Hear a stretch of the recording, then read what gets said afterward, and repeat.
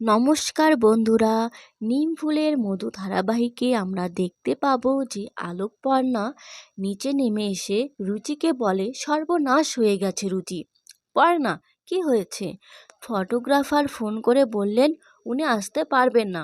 মানে কি বলছিস? 10 মিনিট আগে তো উনি বললেন আসবেন।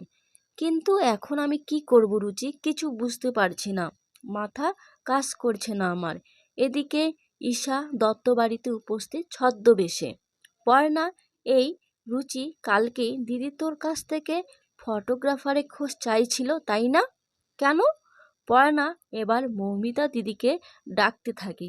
কি হলো তো বলো তো, এত চিৎকার করে বাড়ি মাথায় করছো কেন? হ্যাঁ, দিদি ফটোগ্রাফার হঠাৎ করে আসবে না কেন বলছে? ঈশা মনে মনে বলতে থাকে, এই মরেছে, মৌমিতা দি বলে ফেলবে না তো। সৃজন বড় বৌদিকে বলে, বড় বৌদি, এবারও কলকাঠি নেড়েছ তুমি। এই সৃজন, কেন ফালতু কথা বলছো? তোমাদের ছবি তোলার লোক আসে নাই তো আমি কি করব? আমাকে কোথায় কোথায় অপমান করবে, আমি কিন্তু ঘুচিয়ে দেব।